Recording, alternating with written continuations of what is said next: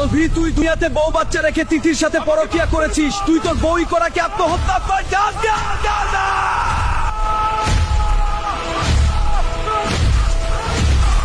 আলভি, আগামী 2 দিন পর তো আমার জন্মদিন। তুমি আমার জন্মদিন সেলিব্রেট করবা না? হ্যাঁ, অবশ্যই। আমার একমাত্র জান পাখি তিথির জন্মদিন বলে কথা। এবারের জন্মদিন আমি তোমায় নেপালে গিয়ে সেলিব্রেট করব।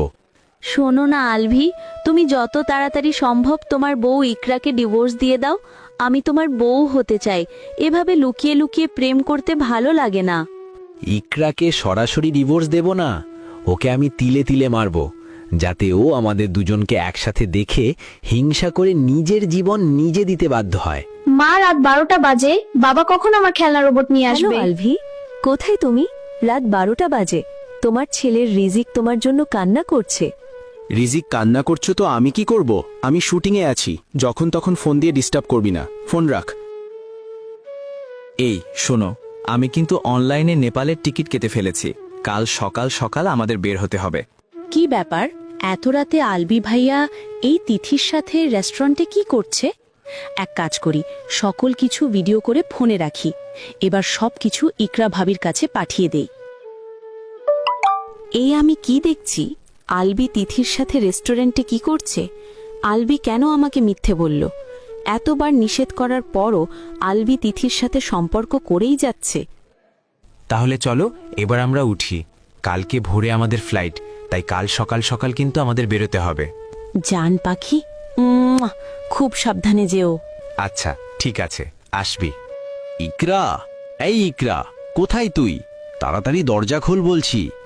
হ্যাঁ, আসতেছি। এত রাতে কোথায় ছিলে তুমি? কেন, তোকে বললাম না আমি শুটিংয়ের স্পটে ছিলাম? তাহলে তিথির সাথে এই ভিডিও কোথা থেকে আসলো? তোমাকে বারবার নিষেধ করার পরও তুমি আমার কথা কেন শুনছো না? তিথির মাঝে কি এমন আছে যা আমার মাঝে নেই? এই শোন, তোর প্রতি আমার কোনো ফিলিংস নাই। তোকে আমার একটুও ভালো লাগে না। আমি তিথিকে বিয়ে করতে চাই। আর তোর জন্য সবথেকে ভালো এটাই হবে, যত তাড়াতাড়ি সম্ভব আমাকে ডিভোর্স দে, না হলে আমি তোকে তিলে তিলে শেষ করে ফেলবো। হায় রে কপাল, যাকে ভালোবেসে বিয়ে করলাম, 14 বছর সংসারও করলাম, সে বলে আমার প্রতি নাকি তার কোনো ফিলিংস নেই। এই তুমি সকাল সকাল ব্যাগ গুছিয়ে কোথায় যাচ্ছ? আমার নেপালে শুটিং আছে।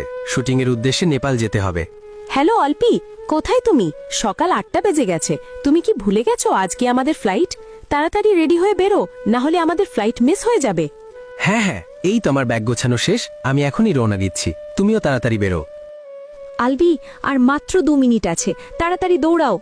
আলবি, তাড়াতাড়ি দৌড়াও, প্লেন ছেড়ে দেবে। এই তো সিঁড়িতে উঠে গেলাম।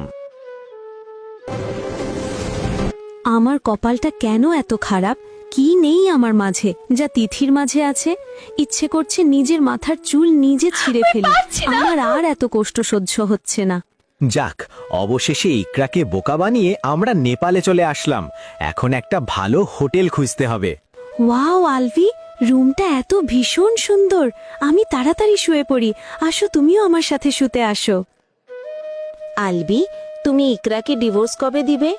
ইকরা আমাকে অনেক ভালোবাসে, সে কিছুতেই আমাকে ডিভোর্স দেবে না। এক কাজ করি, তুমি আমি বিছানায় শুয়ে থাকা অবস্থায় ইকরাকে ভিডিও কল দেই। এই দেখ আমি কার সাথে শুয়ে আছি, এটা আমার জান তিথি। ও, তুমি আরেকটু কাছে আসো, তোমাকে একটা চুম্মা দেই আমি। আলবি, তুমি না বলেছ তুমি শুটিংয়ে যাচ্ছ, তাহলে তিথি তোমার সাথে কেন? আর তোমরা এক বিছানায় কি করছো? ছি আলভি, কি করছো তুমি? আমি তোমার বউ আলভি। নিজের স্বামীকে অন্য মেয়ের সাথে দেখার যন্ত্রণা কতটা কষ্টের আমি আর সহ্য করতে পারছি না। বাবা, রিজিক, তুই আমাকে ক্ষমা করে দিস। আমার পক্ষে দুনিয়ায় বেঁচে থাকা সম্ভব না বাবা। আমি আর এত কষ্ট সহ্য করতে পারবো না। আলভি আমাকে শেষবারের মতো দেখে নেয়। আমি বাঁচতে চেয়েছি, সুন্দর একটা সংসার চেয়েছি। তুই আমাকে বাঁচতে দেসনি। ভালো থাকিস তোর তিথিকে নিয়ে। রাখবো না আর এই জীবন। কোন নারী পারে স্বামীর ভাগ অন্য নারীকে দিতে? মা, দরজা খোলো! মা, দরজা খোলো দয়া করে! তুমি দরজা খুলছো না কেন? মা, দরজা খোলো দয়া করে! খোলো না, দয়া করে! বাঁচাও! আগো!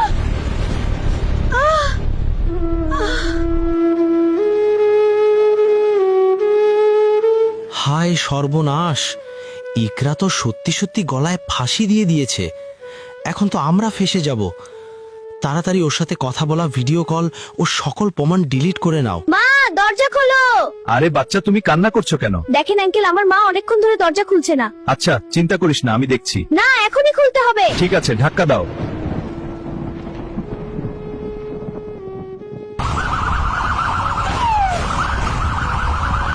ও মা গো, কি হইল এমন? কেন গেলি? ফিরে আয়। সরে যান, পরদিন খাটিয়ানো তুলুন। আলভি, এখানে আমি আর এক মুহূর্ত যেন থাকবো না। আমি তাড়াতাড়ি বাংলাদেশে যাওয়ার জন্য রেডি হচ্ছি। আমি কিছুতেই বাংলাদেশের যাব না, না হলে আমি একদম ফেসে যাব। বাংলাদেশের মানুষ আমাকে মেরে ফেলবে। ইকরা মারা গেল, পথের কাটা দূর হলো, এখন একটু আরামে ঘুমিয়ে নেই।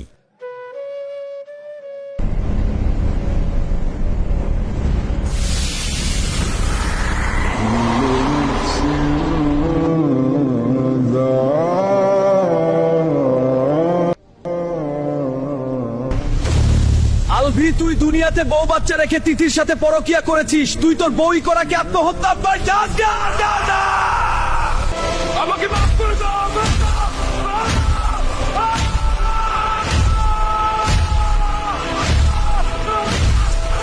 আসসালামু আলাইকুম।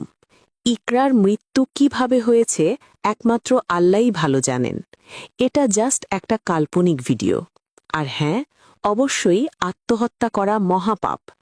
আর যে সমস্ত পুরুষ বউ রেখে পরকিয়া, তাদেরকে দেখানোর জন্য আপনাদের কাছে অনুরোধ, ভিডিওটি বেশি বেশি শেয়ার করবেন দয়া করে।